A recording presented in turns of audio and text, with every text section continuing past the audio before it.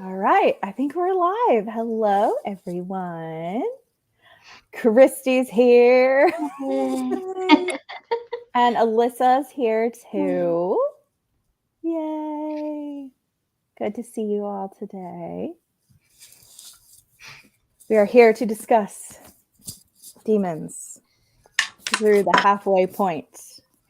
And we made it. We made it. Some of us struggled, including me. Not that I struggled reading it, I just struggled finding some time catching up because I let myself get too far behind.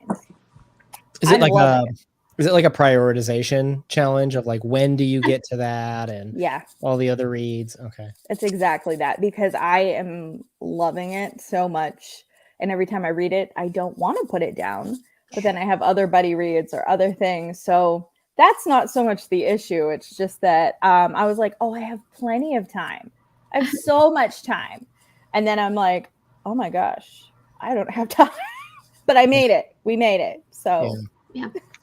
I felt so stressed starting it. I'm like, I won't have enough time to finish this. I really did. I was completely delusional, and then I just got sucked into the vortex, and I'm just like, this book is amazing. I'm not stopping. It really is. And you've read really it is now, right? What's that? You've read it twice now? No, I didn't do the because there's 3 parts, like in how the book is structured. I never did the third part twice, but I did do part 1, part 2 twice. The first part reading through, second time doing the audiobook, like, how much did I miss? And then by the time you get to the third part, man, it's just, I won't say anything about plot or anything, but it's cooking so fast, and there's a lot of clarity that I don't know, maybe I just didn't feel like I needed to do the audiobook review of the third, or maybe it was just too intense for me. Who knows? Maybe you should listen to the Ross version of it. The Ross version? The audiobook that I found on YouTube. Oh, that sounds the narrator like Ross. sounds just like Ross. Mine's narrated by the guy that did the Dark Tower series. So I hear like Roland on his journey. He's narrating it to me. That's funny. Tony's finished it as well. Wow. Good job, Tony. I admire you guys who can do that, because I'm so paranoid that I'm going to spoil something that I myself stop. That's what I did. Yeah. I was like, I don't want to go ahead because I will forget where the cutoff point was, and I will talk about things. And although we were supposed to have done our live show for this a couple weeks ago, but we just didn't, like, the scheduling just didn't work out until this weekend. So yeah. I was still paranoid to read past where I kept asking, like, is it this part? Is it this part? Is it this part? I'm like, okay, Una knows what's going on. I trust Una. I wish. It's a book that it's very secretive. You know what I mean? So I'm gonna not spoil any secrets. That's my mentality. I'm not doing that. So I'm gonna ask questions to you, perhaps, to help me understand what your guys' thoughts are at this point in the book, because there's just so much happening. We're right before in my translation, it's called the Fate. I'm gonna call it the Fed, 100%, the Gala. So it's excited to hear what you guys think is going to happen and what's going on. Yeah, it's lots of drama, and I don't really know where this is going still. I really don't. Yeah. Right. Yeah. Well, and that's part of the charm of it, right? This is definitely a book where you have to be comfortable in the unknown, right? Because my sister, she's a reading teacher, and even when she reads for pleasure for herself, she skips to the end of the book. She's that person. She needs the roadmap of where it's going to go. This is not that type of book for that person. Like, you have to be very comfortable in there being secrets and that you don't know. Trust your author. You got to trust that it'll be revealed. I mean, a lot of Dostoevsky books are like that. You just have to put your trust in him that he'll take you to where you need to go by the end of the book. Yeah. I think that this one's the most confusing for me so far, in terms of like already being halfway and still not having a clue where we're going. Like every other one, I'm like, I kind of have a broad idea and could tell someone, hey, the book's about this so far. And right now I couldn't tell someone. Like, I'm just not sure. But I love it. A lot of things. Yeah. There's a lot happening. It's super interesting, but I'm just kind of like, I don't know where we're going from here. Mm-hmm. Yeah. I really don't. Mm-hmm. And I think that was part of my pressure, right? Like with how we do when Crypto and I do the videos in our channel, like there's a certain goal that we want to achieve for each video in terms of either what we talk about and such. And if I just felt completely in the dark and completely insecure about everything, I'd be worried that like certain talking points are better for later in the book. Mm-hmm. And by me pushing forward, I was like, I feel better about when is the right time for me to get Crypto's opinion and to start talking about that. That's what helped me, which is what I think will be interesting about this talk here is what your guys' thoughts are on a lot of different things. Because during the reading sprints, we started out just knowing Vavara and Stepan. Right. And now you guys have kind of met the town. Right. And you start to, at the end, we've got the slap heard around the world and stuff. Oh my God. Did anyone else get a Will Smith kind of thing pop in their head? Because that was me. Did you? The Will Smith? Yeah. I didn't have that, but I will say this. So we've talked, and if you follow Instagram, like, you know, when we talked right before starting here, I just met up with Crypto in real life. He's probably the only person we were way too many whiskeys deep. We were drunk. And we're sitting there discussing like the Ivory Coast trade, like the percentage of Muslims in Northern Africa and stuff. Like he's the only person where we have deep historical arguments and discussions while being completely drunk or whatever. That's hilarious. Yeah. Funny. Hi, Matt. I'm a little behind in comments here. I also just realized all of our glasses match. We're all. Oh yeah. Oh yeah. Very nice. Very nice. Christy wants to know if that's natural light, Una. Why do I look glowing? Yes. Is this nice? You look lovely today, Una. Yeah. You're in. No, it's natural. At night we record at night, so there's no sunlight, so I have to use the regular lights. But there's no artificial light on at all, unless you count the monitor. All right, so Alyssa has also gotten through part 2. Well, and I know she read this and she read Wise Blood last month. Wow. So she's on the hype train. Yeah, she is, and her brain's probably ready for a little bit of a break. That's probably yeah. It's a lot. These are 2 very intense books for different reasons. Yeah. Mm-hmm. Right. Like how would you guys describe the intensity of Demons so far? There's a lot of anxiety, there's angst, there's unknown. How's it landing on you? I think right now it's very anxiety driven because I don't know that much. Whereas before it was very, in other books, it's a good balance between plot and character, I feel like. But this one, it's like, just go with the flow. Yeah. And I still don't really know everything, but it's gripping and I need to know more. But I just don't know everything and it bothers me. But I'm going to trust the process. I think for me, I'm like, who am I supposed to trust here? Yeah. That's the big thing for me, is I'm like, okay, like it's clear that I can't trust like Nikolai or Fyodor, but can I even trust the narrator? Like, where's he coming from? How does he fit into all this? He's probably more biased towards Stepan. Like, who can I actually trust here? Can I trust anyone? And that's kind of where I'm like, like that's the interesting part for me, trying to figure that out. For me, also, you know, because I juggle multiple books at one time. And so when I, step away from Demons and then come back to it, I have to reorient myself to all of our characters. And so for me, it's also, who do I trust character-wise, but also like, which of these 5 names are the same character? Yes. Even like within like one paragraph or one page, they can be talking about the same person with a couple different names. And so I have to I've learned that it's not a good book, at least for me and my attention span, to read when you're reading along with other different books, because it takes so much of my focus to be able to follow along with who is what character, because we don't have that solid, plot line throughout, like we do with some of his other books, where Crime and Punishment, you knew it was going to happen. Brothers Dostoevsky, at this point, we already knew kind of, at least we didn't know who it was going to happen to, but we knew kind of the trajectory of the story.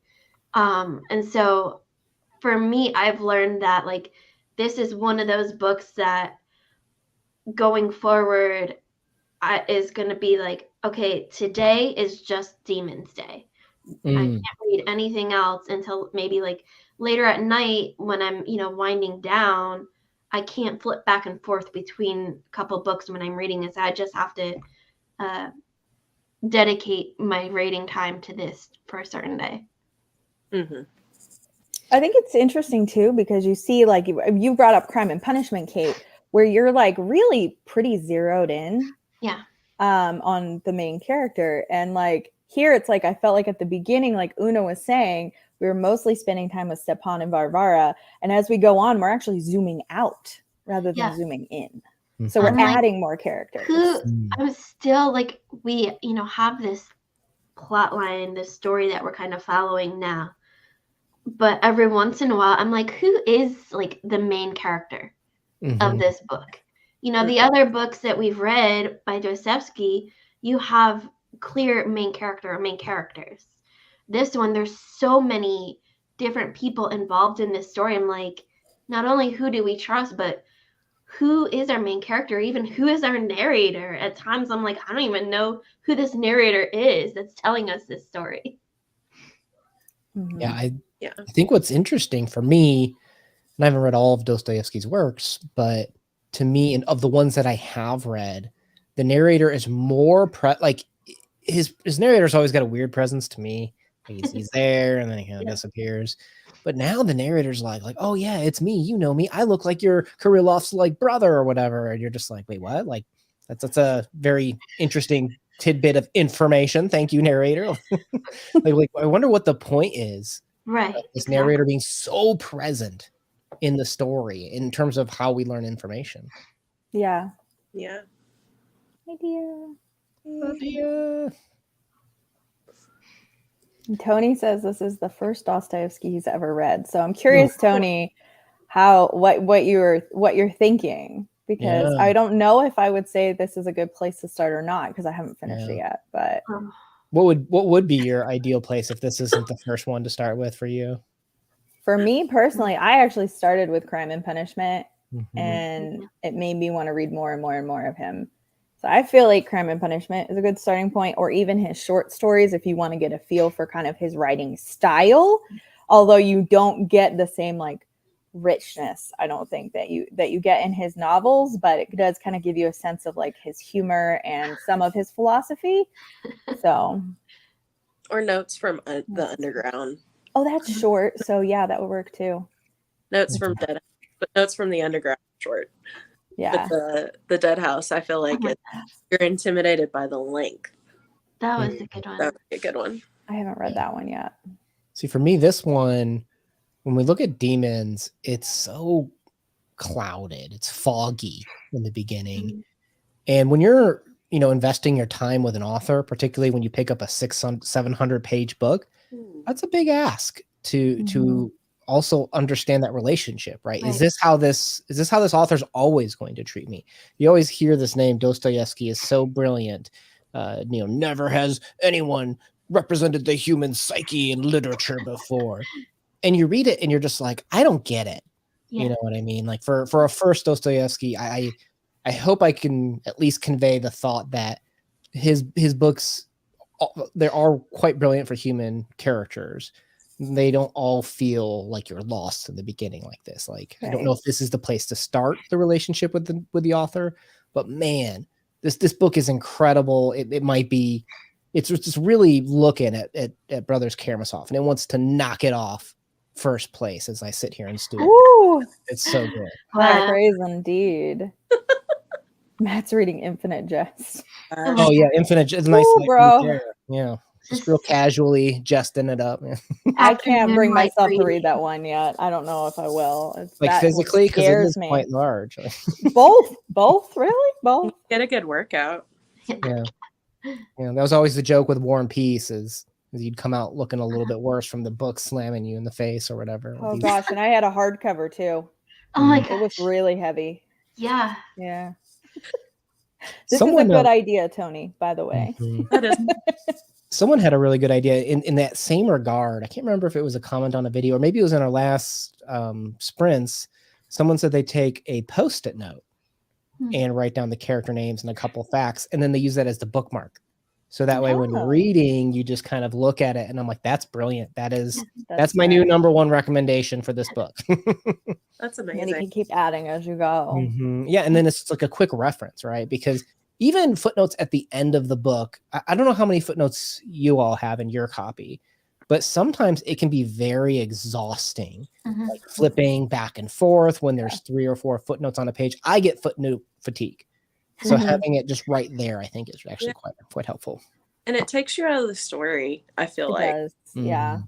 Well, and particularly for a first read, because this is all of our first read of it, you want to just experience it, right? Like, I don't want to go into it trying to be like, what does this character mean? Even though like that, my mind does do that. I want to try to just experience the story with the characters my first read through. And the footnotes kind of hurt that a little bit because it's just like, why did I need to know that there is a newspaper article about some German materialism with this guy's name in it? 100 years, like that's not helping me understand the story. I don't know, that's my opinion. At least for a first read through. I wish there was a way. I've heard this is subjective though, but I wish there was a way to almost like prioritize footnotes. Like this one, you actually do want to know. Like for example, like when he's bringing up the author in here, the fact that it's a dig at Turgenev, like that actually added to it for me. And there's certain things that are explaining like, oh, well, that's why this person said this. Like, here's context for that. But when it's like, oh, Dostoevsky's referencing when he visited someone at this time of day. And I'm like, okay. Right. But everyone's opinions will be different, I guess, on which footnotes are important. So I guess that there's no real way to vet that for yourself. I want like a color coding. Like this is recommended for your first read. This one's recommended for your second read. Or even like this note is prevalent for the story. This note is prevalent for the character. This note is just kind of like background information that is interesting, but not really relevant to either. Right. Yeah. Right. Like, well, and some of those, they're good to know, but I don't need to know it right now on this word in the middle of the sentence, in the middle of the paragraph, right? Like let's wait till the end of the chapter, and then maybe this is a footnote you can present to me then, right? I do that sometimes with chapters or sections. I'll go back to the footnotes after I've finished it, so it doesn't mess with the flow of the narrative. Because otherwise, I'm breaking it up too much. Yeah, that's why I like reading it on the Kindle too, because I can just click on the little asterisk. And it'll have like a little pop-up with just like the footnote. And then I click it away and it goes away. Yeah. I don't have to go searching for it or, that's one of the more interactive, like the newer versions. Some of the ones like will take you to a whole different page. And then you have to figure out how to get back to the page you're on. But then there's also like footnotes that like Terry Pratchett has that just adds to the humor of the book, but you don't really need to know them. You don't need to read them to understand the story or enjoy the book. But some of his, footnotes are better than some of the material in the book. Yeah. So Tony says that he said it was funnier than he expected, especially in the beginning. Like, there's a lot of humor in here. Like, interesting. I loved it. It's interesting to compare it to an Austen or a Gaskell, though. That's unexpected for me. And then he said as it went on, it became something more like he originally expected. And I guess it was a good first Dostoevsky for Tony because he wants to read more. He wants to continue with Dostoevsky. Right. I guess it was okay. I guess that's a good question because I've heard some people like what genre do you put this in? Right, like is it a comedy? Is it a thriller? Like it's hard to identify. To your guys' point of the lack of plot, like what's the genre of this? Dostoevsky. Yeah, I was gonna say I couldn't say at this point. Can I just say Russian classic? Well, I will say this to Tony's point though, that there's something characteristic about Dostoevsky's kind of dry, serious humor. Mm-hmm. It's very charming. It's funny. It actually makes me laugh out loud when I'm reading the book. You know, and the wife's like, "What are you laughing at?" And I'm like, "Oh, just something some guy said 200 years ago. Nothing The joke still holds up. Yeah. Joke's on you. Matt says he loved how his opinions on certain characters are shifting, and I agree. Yeah. Because there are people at first that I was like, "Huh, I wonder what their motivation is." And as time has gone on, I'm like, these are not good people. Yeah. Like at first, I didn't realize it as much, I guess. You know, you said something earlier. You said you do not trust personally Nikolai or Pyotr. Yeah. And some people may have Peter as their translation, same name, right? Why? Tell me more about that. Because, well, first of all, Nikolai's a playa, first of all. He's got like 3 different girls stringing, and most of them don't even know about the other ones, except Dasha, who's apparently fine just being his end game, she hopes. But beyond that, then like Pyotr bothers me more because he is putting on a face for different people, and he's getting in with like Yulia and like these influential government people in the town, making them think, hey, I'm really influential with the youth, so I can sway the vote, so I can get, well, not vote, but I can get people rallied around you. And then he's got these interactions with Nikolai that are like really weird, and he's like, well, I say all this ridiculous stuff and people keep me around because every once in a while I'll say something profound and they're like, wow, we need him, and all this stuff. But he's different to different people, because then you see how he treats his father and that whole scene where he comes and they're fighting, and I'm like, what is your motivation? You are so different to all these different people, and I feel like you're manipulating everyone, and you have an end game, and I don't know what it is, but it seems not good. Yeah. Like soap opera fashion. I feel like you were just for real someone in the area. What about Stepan and Varvara? I don't know how to pronounce it. Now that we've gotten farther in, have you changed your? Earlier we had this comment that said like, I changed my mind on the characters. Yeah. Do you think differently upon them seeing their kids? Do you think differently upon them as they sit on the couch and read Chernyshevsky's novel? No big deal. Like I do, but I can't really put into words why or how I feel about them. I know like it's one of those things where I know as I'm reading that I felt differently about them at the beginning than I do now, but I can't really put into words what it is. I mean, it's hard to put into words. Yeah, I don't have the words for it, but I know it's definitely different. Yeah. So go ahead. I was just going to say, I actually don't think my opinion of Stepan has changed all that much, because at the beginning I'm like, this guy is oblivious, and I kind of feel sorry for him, and I still feel that way. And I feel like Varvara, I thought that she was very, I don't know. I still feel like she's kind of like controlling and conniving at times, but I'm actually seeing at the point where we stopped that she's actually being like really heavily influenced by others. She doesn't realize it, but she's not really making her own decisions like she thinks she is. And so that is really changing my opinion of her. She's not as strong of a person and as strong-willed of a person as I thought she was. Yeah, that's a good way to put it. So with her, okay, so does that, to be strong is to have your own ideas, to be weak is to take on other people's ideas, or say more about that? Well, I think that I don't think it's weak to like agree with other people or take on their ideas, but when I feel like she's not even aware that she's being influenced by other people, because you can be with people and realize like, oh, wow, I never saw it from that perspective. And it makes you change the way that you think, but you're still kind of like engaging your own mind and you're walking through it and working through it on your own. And I'm, at least from the narrator's perspective, we're not really seeing her do that. We're seeing her like it almost seems like this overnight change where all of a sudden she's spending time with these people, and so now she's viewing other people around her who she thought were like terrible people and whatever, and now she's like, I want to be just like them, and I want to do these things just like they are. But it's like she doesn't even have the awareness that she's behaving that way, or at least that's how it appears. So I don't think that it's wrong to change your mind or be influenced by people around you, or that you have to always be someone who has original thought. But there's a difference between like actually thinking through things and changing your mind and being completely unaware that you're even being influenced by others. I feel like that's kind of like not Eve, but the character, like she's a little bit maybe immature.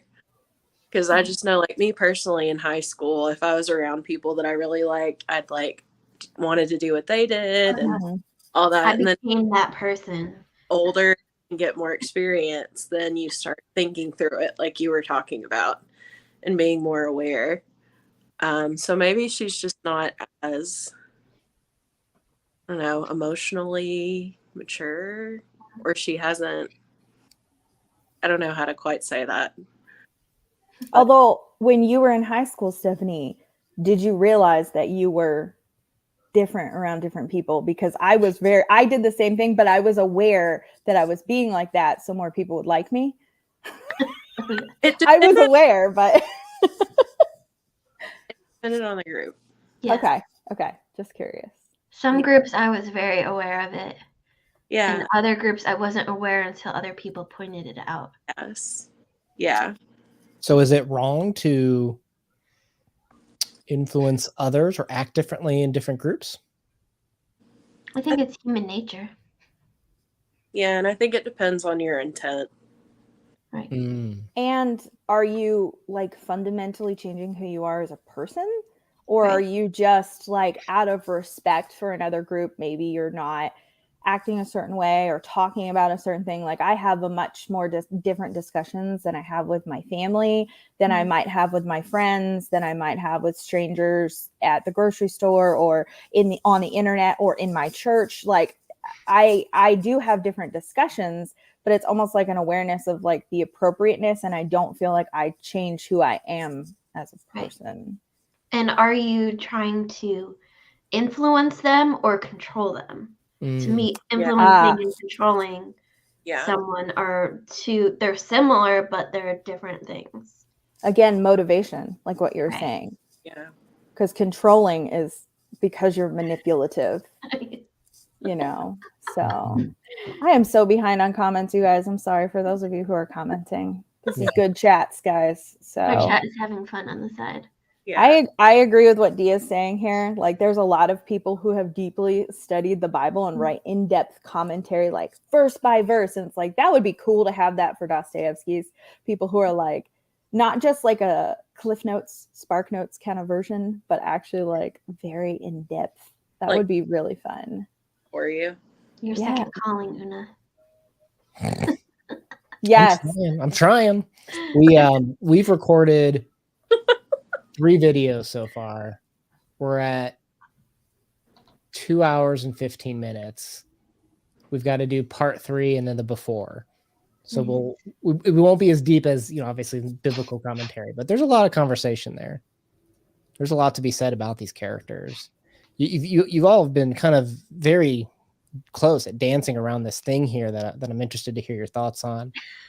When Stravogin is first introduced in part 1, chapter 2, it says, one would have thought that he must be a paragon of beauty, yet at the same time there seemed something repellent about him.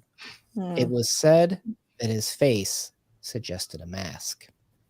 And we saw at the end of part 1 with the slap heard around the world, you again have this reference to the mask. And we're kind of, we hear about his Playboy years and such. Do you think he is trying to be a better person in the community? Do you think he used to be a better person and he's gone downhill? Is he hiding his past with this mask in the way that maybe he's ashamed? Like what is his backstory, and why would he be wearing a mask right now with all these other characters?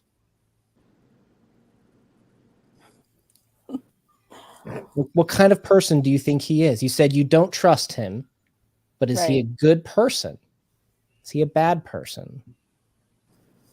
I don't know that I would say he's a good person. I can't tell if he's truly a bad person yet or not. Yeah, I don't get the feeling that he's a bad person yet. There's room to grow. Okay. Grow the wrong way. There's also the idea of, a good person doing bad things or a bad person doing good things.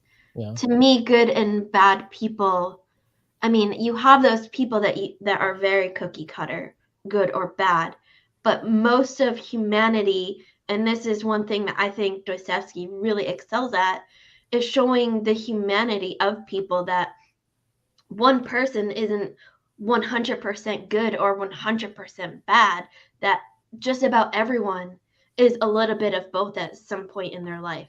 Mm-hmm. And so to say that this character good or bad, I would say, can we have option C for both? Because it also depends on who he's interacting with at the time and what he's doing. Different, just like any of us, depending on who you're talking to and their interpretation of it, you could either be good or you could be bad. What are some of the good things that he's done? See, that's where I'm thinking was Kate was talking. I'm like, I can't think of anything that points to him being a good person. Like, I can't think of. It's more like, for me, it's more just like a feeling. Like, I feel like I don't think he's a horrible person. But I can't point to anything specific. I feel, Dostoevsky is holding off on us. Yes, he is. He's sure not is. giving us all of the details to be able to make a clear judgment about this character, and trusting our author, probably for very good reasons that we'll find out down the road. But isn't this kind of true to real life too? Like when you meet someone, you don't know them, right? You have these. For all we know, you could not even be Una. That's true. Man, it could be your mask. This could be a deep fake right now, and I'm. You're really crypto, and crypto is really Uno. Yeah. I put on a voice changer. There's a deep fake happening here. This is all green screen. So. The natural lighting is what is giving you away today. We're like, oh, something is different today. I'm gonna go turn on my lights, people. Oh my goodness. I'm also wondering in terms of, because you quoted when Nikolai's first introduced, and who's saying this? The narrator, and the narrator is friends with Stepan. So obviously the narrator is not going to like Nikolai or Fyoodor because they're both not being great to Stepan. So I'm like, is that just the narrator's perception? Although Nikolai is also. Do we trust the narrator though? I don't know if I do, because I don't know what his end game is or how he's going to land in this stuff, because he's mostly just a bystander. But then every once in a while, like Una quoted, he interjects his own opinions, not necessarily fact. And so I don't know how that part's going to play out. Although I will say I don't think Nikolai's really treating people well around him. So, and especially the women. In his life, he's really. But that's also one. We're only getting this one perspective of these characters. We're not seeing. We're seeing what Dostoevsky / the narrator wants us to see of these characters. We're not seeing them from, other angles. Essentially, at least where we're at right now. So, yes, we're not seeing him treat other people well, but maybe he does treat other people well, and we just don't see that on the page yet. What about Maria? Because obviously Nikolai has a special relationship with her. What's going on there? What's this obligation? What's this? I feel like he treats her different. What are your thoughts? I'm wondering why did he marry her? Why? What caused him to make that decision? Was that something that he just did kind of in this like fit of like I don't, what's this, like this drunken fit, like moment of weakness that he did this, or like what's his motivation? Because he's also never tried to like divorce her, although he hasn't like been with her, he's still financially taking care of her. And like, for whatever reason, this random convict that's there is like, hey, I could bump them off for you. I could kill the brother and the sister. And he's like, get away. Like, he doesn't seem like he wants necessarily the easy way out of that relationship. Was anyone else like blindsided by the convict? I love the convict. Wait, what? The meandering convict. All of a sudden we come back and there's the convict again. Does anyone else get this image in their head of like the creepy guy in the corner with the trench coat is like, want to buy a hit? You want to like go away, Fedya. One of my favorite characters, though. I just kept waiting for him to make another appearance. Yeah, I hope he shows up at the Fed. That would be awesome. What was his offer? Like, how did you interpret what he was trying to get Nikolai to get approval for? I didn't know until later when Nikolai's talking to somebody. I think it might have been Fyoodor. No, it wasn't. He was talking to someone else, and he was like, he's talking to Dasha, and he's like, this convict came to me, and he was offering to bump them off, and I was like, that's what he was offering? I thought he's just asking for money, and he's like, so I guess it was Nikolai that was like, this is what he was saying, and but I guess is that really what he was saying? Was he just trying to portray it a certain way to Dasha? I don't know, but give me money and I'll take out your wife. That's a normal proposal. And her brother, right? Yeah. Well, if you're gonna take out one, it's a 2-for-1 deal. Right. We've never done business before. I'll give you 2 Lebiakins for the price of 1. How about that? Honestly, the brother seems more problematic to me than the sister. Yeah. I don't know what's going on with him either. So Nikolai says, money train stopping, brother. Right. I'm going public with this. Right.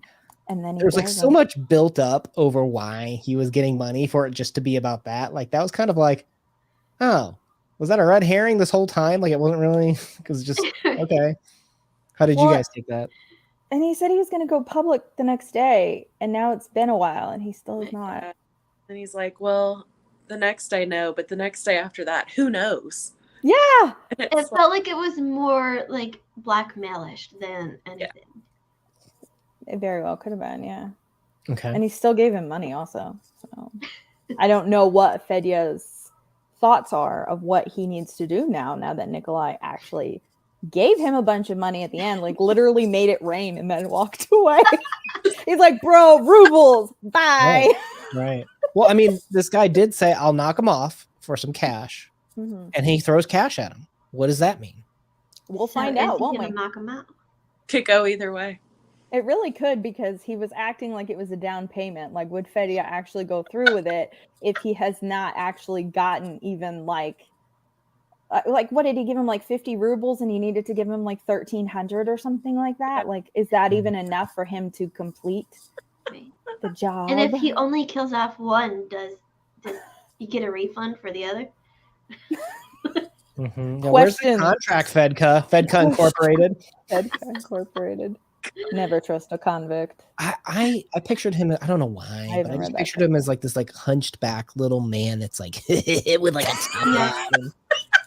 Yes. That laugh is exactly how I pictured him. Though. Like was that guy like the guy that always wore black, and he was like the villain of like Chitty Chitty Bang Bang. I'm thinking of like a cartoon, the Bullwinkle and the squirrel. Oh yeah. The No Good Skis. Yeah, I'm picturing that. The No Good Skis. I pictured a slightly less sinister villain, the villain from Chitty Chitty Bang Bang, who also wore all black and the top hat and was super, super creepy, but no one ever remembers him when I talk about Chitty Chitty Bang Bang. Like, that movie terrified me as a kid. I literally had nightmares because this guy was hired by the queen lady to kidnap kids so she could eat them or feed them to some monster or something. I forget but everyone, like, when I talk about Chitty Chitty Bang Bang, people are like, oh yeah, that was such a happy movie. Everyone's singing Dick Van Dyke. I'm like, but what about this dude? And they're like, he wasn't in there. I'm like, look at this right here.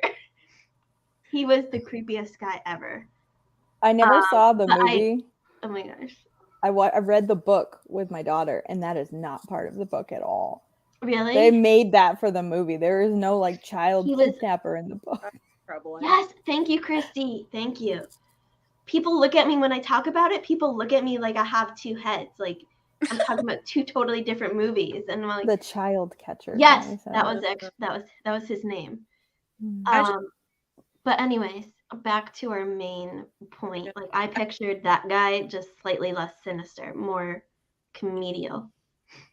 Vision more like a Dickensian character, but with the top hat. Yeah, top hat is essential. Yeah, that's a good description. Yeah, but definitely with the trench coat. Yeah, and the laugh that Una had. Yeah, like the trench coat in the shadows with that laugh. Yes. If you're gonna have, he was on the bridge at one point, so how could it be in the shadows? It was night. there's no lights across the bridge. It's dark on the bridge. There are big buildings. They cast. I didn't. Just go. Maybe because I'm just partial to the convict. Stop being so realistic, Kate. I love the convict. I was like, when do we get more convict? Can we get more convict in here? There's something to be said about characters having like that specific, interesting, like evil laugh to them. Like one of my favorite shows, you can go up and there's like a 10-13 minute of all the villains and like all their crazy, unique laughs. Like they each have like this. It's like a characteristic. Like if you're going to be a villain, you got to have something that makes you unique in terms of your laugh. Yeah. You got to tip off the audience that you actually are evil. They can't figure it out on their own. But like when you read about a character's laugh, most of the time, if an author is pointing out a character's laugh, it's not in a good light. So what about this this fate, this gala that we're heading towards? What are your guys' view of this exactly? Because I was kind of confused at first, and I'm kind of curious if you guys are equally confused. Because I'm like, what's the point exactly? Like, exactly. I'm not really sure. That's exactly when I'm reading the build up to this gala. I'm like, why are we having this? And maybe that's kind of where Tony got the Jane Austen from, because there's always some kind of a ball or a dance or a gala in Jane Austen novels. And also, going back to his comment before, I was thinking about it, and we kind of are going around the town in this, and we kind of meet the town people, similar to how we do in a lot of Jane Austen novels, where our main character goes around to different people's houses and you meet the town, and that's how you get the characters in the storyline. So I can see kind of the correlation between this and a Jane Austen novel, but like you said, with more politics. Who was it? Someone in the Discord chat mentioned, I don't know if this is true, but they said that Dostoevsky took his religious parts of this conversation that's happening and put it in Brothers Karamazov, and the political ones are what we're seeing in Demon. And I don't know if that's true or not, but you do see similar themes and elements through all of his books. Like you see a consistency into what he valued, at least post work prison days, of course. But you do get a little bit of that element in this too, but it's the political thing that you're like, what exactly are we talking about? Like, what are we not happy with? And there's a scene where they're talking about this guy is an atheist, and he's a socialist, so it just all ties together. It feels like you rate him. He could not have written this book at any other time, right? Like if he tried to write this book in the 50s, it's too soon. We don't have the Chernyshevsky's What Is to Be Done, that book that came out in 62, or Fathers and Sons in 61, somewhere around there.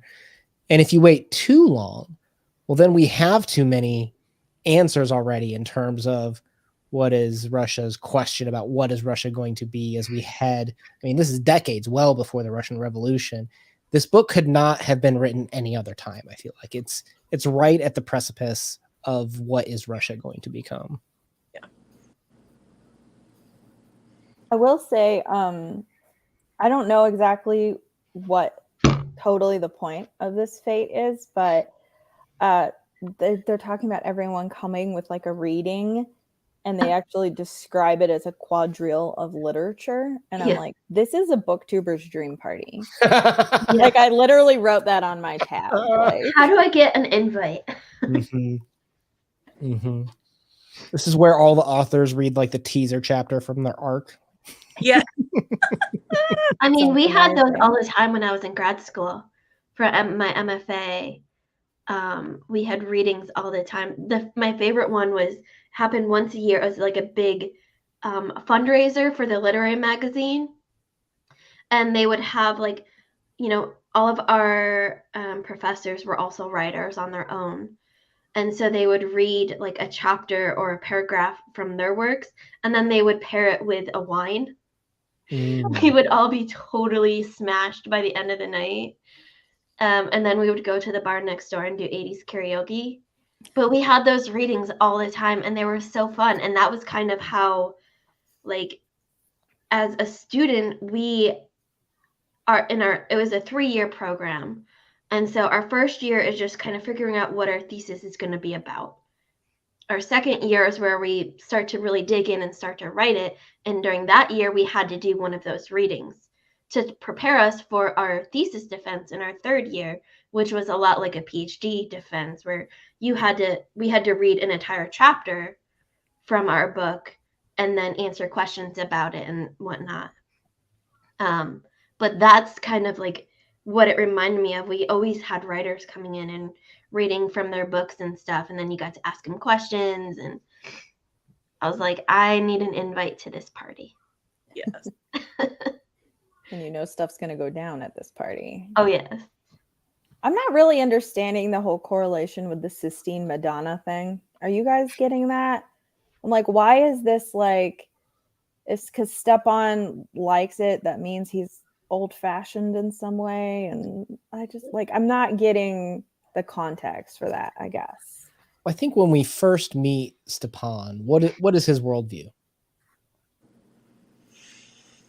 I don't really know, to be honest. He's just kind of like, I don't know. He seems like a very indecisive person who also doesn't want to necessarily do things for himself. He's fine like leeching off of Varvara. But I don't really know what his overall worldview is.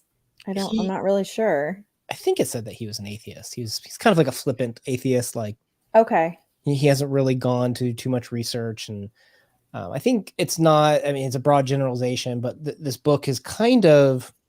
You'll notice he interjects a lot. Who's a liberal and who's an atheist, right? Like, right. Dostoevsky is obviously building towards something of what does it mean to be liberal and what does it mean to be an atheist in the context of what does it mean to be Russian, right? Because Russian is a society where it's it is heavily Russian Orthodox. Right. The ROC is kind of in charge a little bit of the state in some regards too, like just heavily intertwined. Right. So to come along and say you don't support Christianity, to say you don't support conservative ideals of what it means to be Russian, what does that mean? Are you no longer Russian? Like you can be my neighbor, but maybe you can't be my family when you have those types of views. So for him to kind of start entertaining suddenly some icons, like icons are a big deal when it comes to right. Orthodox Christians. Oh, well, what does that mean? Right? For an atheist suddenly to start having some of these thoughts and entertainments coming into his life, that some characters, to the point how people have commented how we as readers change our opinions on these characters. We're seeing characters in this novel change their opinion. I no longer stand for this. I'm no longer an atheist. I'm no longer a part of your revolutionary party. I no longer believe in what you guys believe in. And what does that mean? Right? When I have friends that believe in that still, or family members or wives and loved ones, to step away from it is sometimes stepping away from a part of your relationship with people too. So to suddenly change your mind, we throw out these ideas like it's just so easy, like, well, just don't believe in that anymore, or just don't follow that. It's hard. Yeah. When you've got commitments and relationships that are involved in these circles. Stephanie, you've talked before about how your favorite book is Anna Karenina.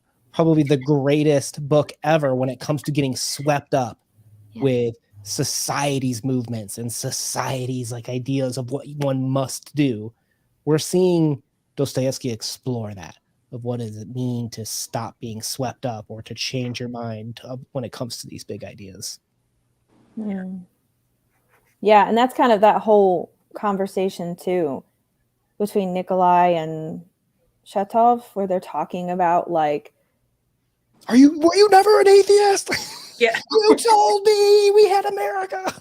And this whole like, you cease to become a country when you follow like a god that you don't believe is superior to other gods of other countries, and if your god's the same as other countries' gods, then like you guys are all basically the same, and you cease to actually be like this great country. I'm like, this is a fascinating conversation, as well as saying, one of the footnotes was saying, because he also starts talking about like papal infallibility and the Catholic Church, and how Dostoevsky thought that was like the church succumbing to the third temptation of Christ, and like the Catholic Church's fall from grace by saying that the Pope can never be wrong about anything. And I'm like, this is a whole like a whole thing. I'm like sitting at the doctor's office texting my husband pictures of the pages, and we're like texting back and forth talking about all this stuff. I'm like, this is fascinating. Like this is a whole nother conversation. I mean, one of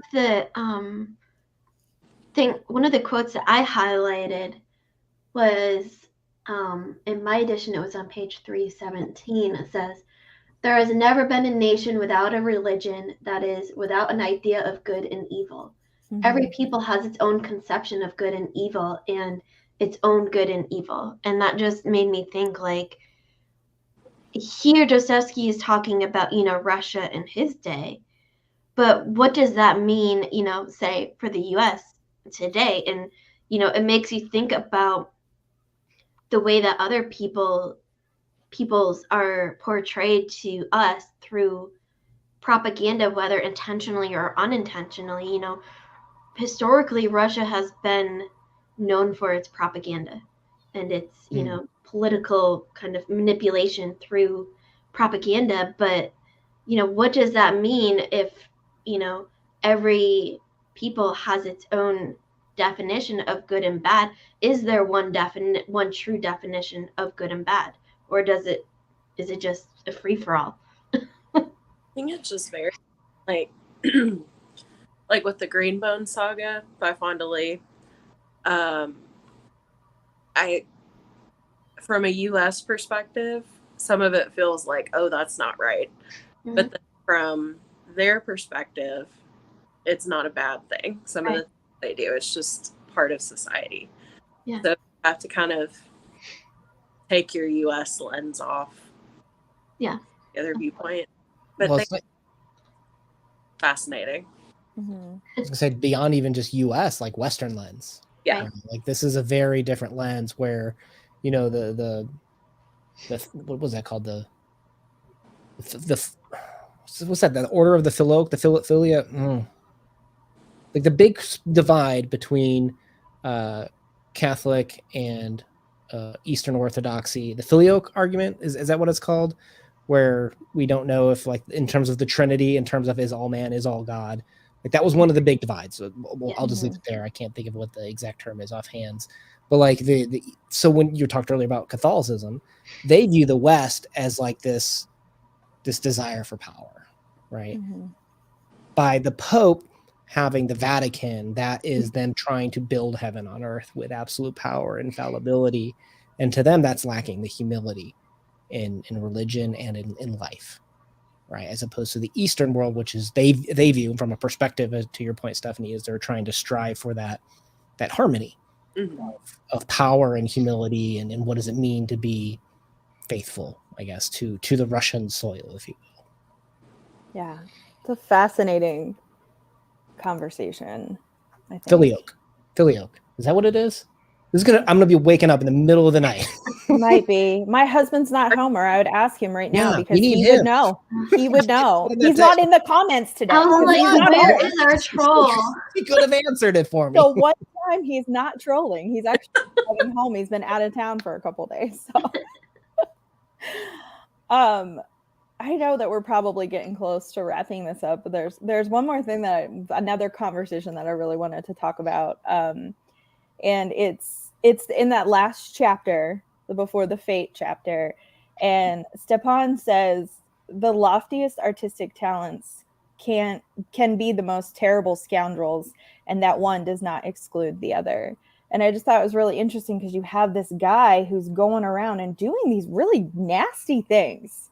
Like, that's the whole beginning of this chapter, is this guy just going around and pranking people, and everyone's like, oh, now he's gone too far. Now he's gone too far. No, now he's really gone too far. But then he comes in and he starts playing this song. And so Yulia's like, oh, no, he's fine. He's fine because he's funny and he's witty and he's smart and all these things.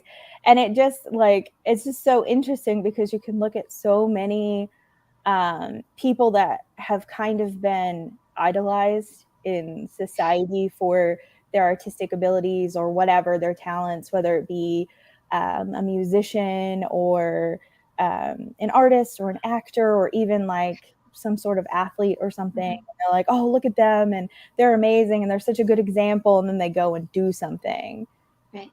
Like they get, all of a sudden you realize that they're convicted of sexual assault or they're, something big. And then you're like, whoa, so what do I do with this now? Like, how do I treat this now? Like, do I separate the art from the artist and continue to enjoy the arts? Or am I just done? Which I think depends like person to person. Like some people can overlook things, other people can't, and can separate those things. But I just thought that was a really interesting conversation as well. And I've been kind of thinking about it all morning. And I'm like, I want to talk about this when we get on.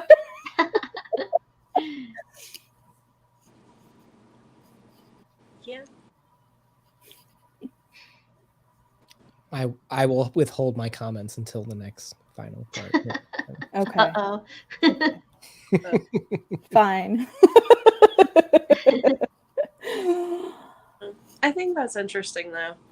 And I think it depends on the severity of the action too, I think.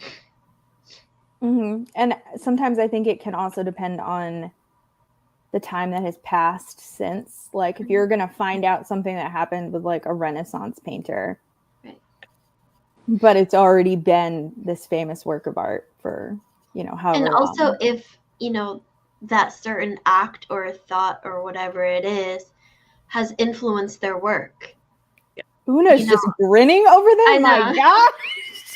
You're killing me, dude. I mean, I'm typically one of those people that can separate the art from the artist because I look at, say an author's covering the book screen as, as for the most part separate from the actual writer. And so unless, you have those exact thoughts or actions reflected in their work, then for me, I can still enjoy, I can still enjoy certain pieces of art without having to think about what the artist did in their life.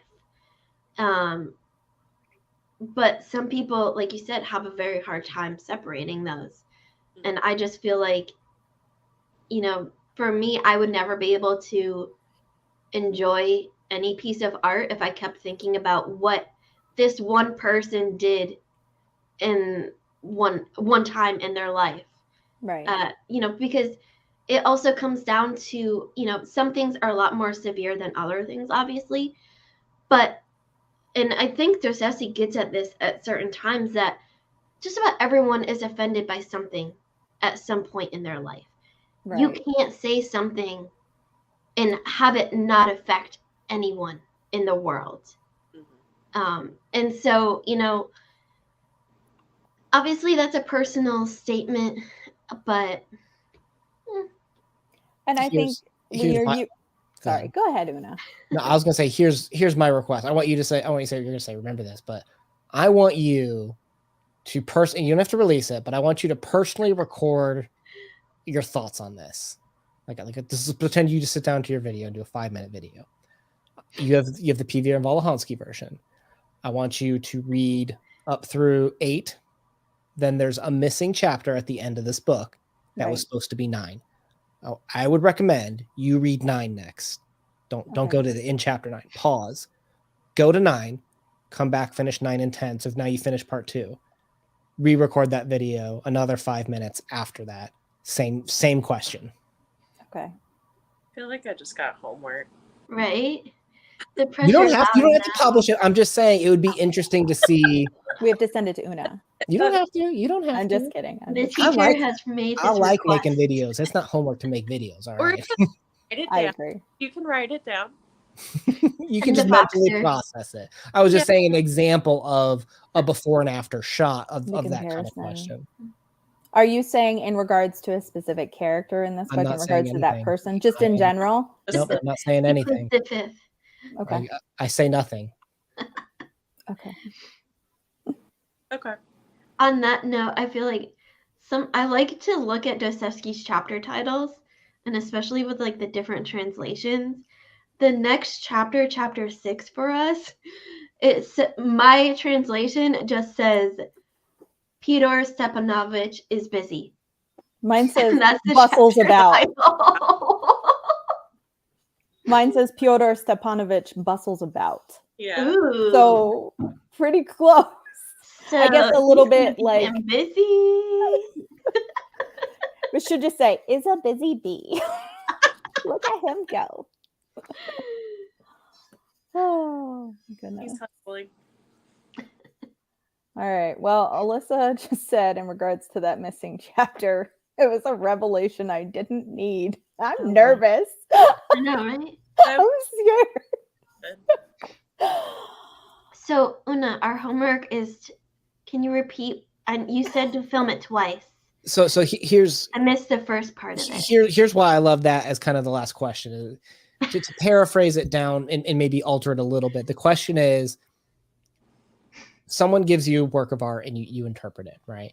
Mm-hmm. You know something about that person. It might change your opinion on that art, how you experience it, or maybe even how you view that person. Yeah. So maybe think about that. There's going to be a revelation that's going to happen that is going to change your mind. And I guess the experiment is this book is going to live that out for you, where it's going to change your mind. And we've already kind of talked about the specific event and what it changes. We know how you think about it in advance because we've talked about it in this live stream. It would be interesting to hear your thoughts after the missing chapter, as the commenter said. Oh, okay. I think it might be like, oh, I think you might have a different opinion. And I think that question in that context would be very interesting to hear your thoughts. You could save it to the live stream, but wow, it's fresh. Just emote. It's interesting. That is really interesting, especially because I pointed that out because I wanted to talk about it, and I didn't realize that this was going to maybe potentially become a theme in the book. I just was like, that's so true because I see that in America all the time, you know? So I didn't even realize that I was kind of setting something up there. So well, and for me, it's different because I often find out about what an artist does to have them, have this portrayal after I've experienced their work. Right. I'm always coming late to the game. Mm-hmm. So it's like I have, read this book or viewed this painting or listened to this music, and then I find out later what they've done, but I've already enjoyed that art. So my brain is like, well, I liked it before I knew what happened, so why does that have to change? Whereas if you had gone in knowing that, you might have read my brain would probably be it. looking for those clues, like I wonder if they put we knew when we read notes from the Dead House, we knew that this was kind of after Dostoevsky did his time in political prison, and he kind of used that as motivation and influence in writing that book. And so I kind of went into that book looking for those clues because I already knew that, he had that experience. Whereas most things, I learned that kind of stuff after the fact. And so I'm not looking for that. But if I knew that ahead of time, then my brain is often looking for those cues and influencing myself that way. Yeah, and kind of like just looking at things like from your own worldview, you can read things into it that other people with a different worldview, different background might not see the same thing. And then once you find out, like you were saying, the author's background or the artist's background or whatever, then you can see what they were trying to do that maybe you didn't see it that way. It just spoke to you personally in a different way. Yep. So when is the grand finale? When are That's we doing? a good question. I was going to ask that in the Voxer, the Voxer group, because obviously, like some people are already finished.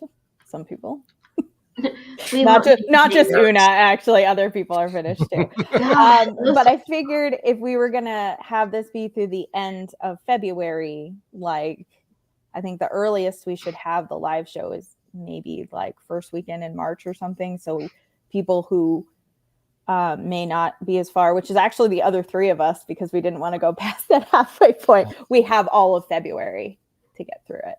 I was gonna say, do you need more time, or? I mean, if we do the Sunday of that weekend, I can do that, but that is one of our busiest weekends for work. No, we could do it a little later. We could do the following weekend or even later in March or, whatever. Yeah, I just know that weekend we've got like thousands of people coming to campus and I'll have to Let's not do that weekend then. Even if you can do that Sunday, how about you rest on Sunday, girl? Okay, so stay tuned and we'll put it up on the community tabs. But it will be after February, so don't worry about that. Early-ish mid-March somewhere. Especially since unfair to February, but it's so much shorter than all the other months. It is. Like, a whole 2 or 3 days. February. I'm telling you, this weekend just snuck up on me. Seriously, I'm like, it's already February 4th and I already have to adjust my TBR. Yeah. Story of my life. Right? Speaking of commitments and prioritization. Well, if there's nothing else anyone else wants to add, I'm sorry for those of you in the comments, because I kind of gave up after a little while because our conversation was just going and going and going. I mean, they look like a good time. Yeah, I appreciate all of you who are here, and those of you who may be watching back later. Like, this has been a really great discussion, and feel free to, like, in the comments if you want to comment on anything if you're watching it later and discuss further. I'm sure we would all love that. But thank you guys for all coming. This has been an amazing discussion, very deep, and I loved it. It's great. And we will see you at the finale show, whenever that is. We will announce that relatively soon, I think. And maybe we'll have rating sprints. I was wondering if you were going to, but I didn't want to say that on the live and put you on the spot, Kate. That's why I said maybe. Maybe. No commitment there. Maybe, maybe not. Who knows? It's a surprise. You find out. So stay tuned for both those things, apparently. We'll see you guys later. Bye.